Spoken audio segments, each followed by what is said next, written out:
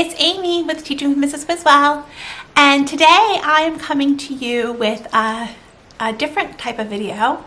It is a teacher tag, and I believe it is, I don't know the name of it. I have the questions written down, but I didn't write down the name of the tag, but I think it's like why you became a teacher tag, or greatest things about being a teacher tag. I'll figure out what the name of the tag is and post it below with the questions in case you want to play along. So the first question is, what do you teach and where? So I currently teach 3rd grade in the great state of Maine in the United States. That's enough information about that. So, yeah, I teach in Maine, a pretty rural part of Maine, and most of Maine is, and it's a great little community. How long have you been teaching? Which time? Let's see, I started teaching in 2002. Yes, I'm that old. My babies are going to college. Some of my babies are in college. So yeah, I'm that old. I don't believe it. You shouldn't either. I left teaching in 2008 to raise my children, and I went back in 2017, and I've been teaching ever since. Did you always know you wanted to be a teacher? Yes, always, without a doubt. I never wavered. I wanted to be a teacher since I could talk. Really solidified for me in like 1st grade, when I started playing school with anyone that would humor me or my stuffed animals, and never wavered. It's all I've ever wanted to do, is to be a teacher and a mom. What is your typical teacher outfit of the day? That would be usually for all seasons, just about, except for the dead of winter in Maine. I would say a dress with a cardigan, with either tights if necessary or not, and comfortable shoes, and that's kind of my MO. What do you usually bring for lunch? That's an interesting one, because we eat lunch so early. I don't really usually eat lunch. I usually have a snack with the kids in the afternoon. But if I do bring a lunch, which I'm trying to get better about, I usually bring a yogurt and granola, or a salad, or whatever we had for leftovers the night before. What is one of your favorite books about teaching? Oh, I have a lot of books about teaching, but my current favorite is by Jamie Sears, The Not So Wimpy Teacher. She just launched a book, and I'm currently listening to it via Audible and loving it. It's like preventing teacher burnout, and she's just speaking to my soul. What is one of your favorite teacher movies? I do like quite a few teacher movies. My favorite teacher movie would have to be Matilda. Also one of my favorite stories. But Matilda, Miss Honey, I think is my favorite. And I'm also, it's not on here, but I'm enjoying Abbott Elementary, the television show. It's very accurate. It's very funny. And did I mention it was accurate? Because it's on point. Who was your favorite teacher? That's easy. That's hands down, without a doubt, my 5th grade teacher, Mrs. Lorden. She's no longer with us, but I kept in touch with her well after 5th grade. She came to my wedding. You know, I think she might have even come to my baby shower. I know I have books for my kids from her, so I'm not sure if she actually attended my baby shower or just sent a gift, but we would go out to lunch every like 6 months, and yeah, She was a special lady. And it's kind of funny, I didn't want to have her because there was rumor that she was strict. And I was a little worried as a student. And she just ignited a love for reading in me. She would purchase books just for me that she would think I would like. I can remember she let me have hot tea in the classroom when I had a sore throat. She was just wonderful, wonderful lady. Who are some of your favorite teacher YouTubers?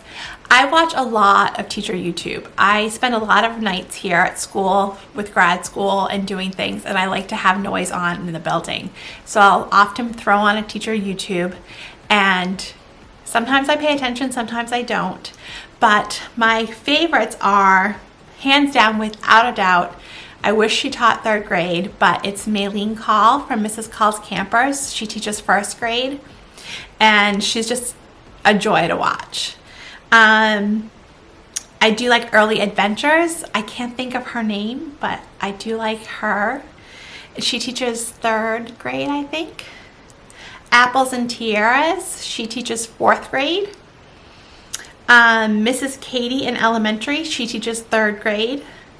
And Genuine Teaching. She teaches 3rd grade. My all-time favorite YouTuber, she's still a YouTuber, but she's no longer a teacher.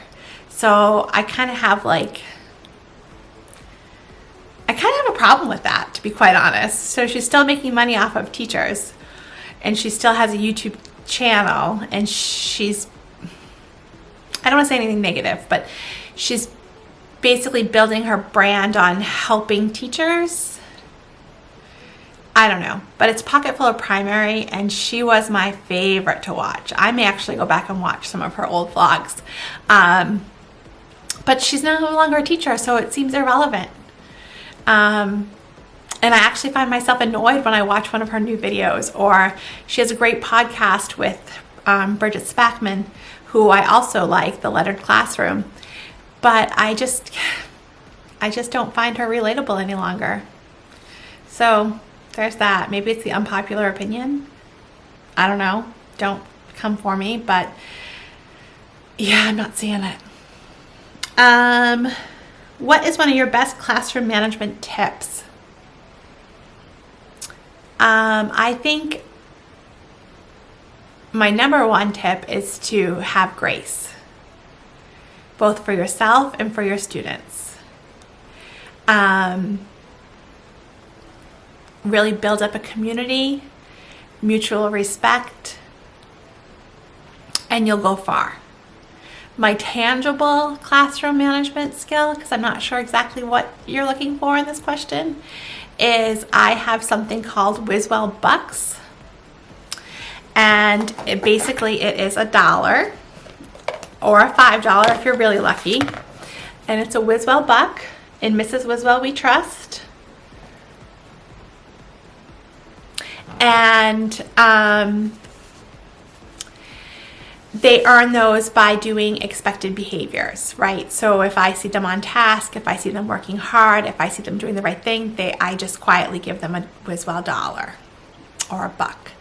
And when they have 5, they can turn it in for a ticket that gets entered into a raffle. And they can pick, and then they pick from a mysterious prize box. It's like 9 drawers, and then I fill it. And it seems like a lot of work, but it's really not. It's runs seamless. And I can do a video on that if you are interested in that, what it looks like. Sometimes it's tangible items in there, like puppets or Play-Doh or slime, or sometimes it's coupons to have lunch with the teacher, or write with a pen for the day, or I don't know what else. Sometimes it is a coupon to pick from the big prize box, which is another classroom management strategy. I do a point system in my classroom. Teacher versus students. They get points when they're on task, doing the right thing, quiet, right voice volume. If they have more points than me at the end of the week, they get to pick from the prize box. It works. I see no need to reinvent the wheel if it's working. I don't love the idea of the prize box so much as I once did, but I still have a lot of prizes and it works, so I'm going with it. Next question. What is one reason you decided to become a teacher? I think the one reason I decided to become a teacher was because I wanted to make a difference in the lives of my students, both academically and social and emotionally. You know, I always say to my parents and my kids, like, once you're my kid forever. You can come back to me in 10 years and I will help you if you need help. Whether it be tutoring you or helping you navigate a sticky situation, I will be there for you. That's kind of my stance, right? Once you're a Wiswell baby, you're always a Wiswell baby. They don't like to be called Wiswell babies, but they're too cool for that in 3rd grade. But they give me a little smirk and they know it. And when they see me in the hallway, my 4th graders, they know it. So that is it for the teacher tag. That was kind of fun.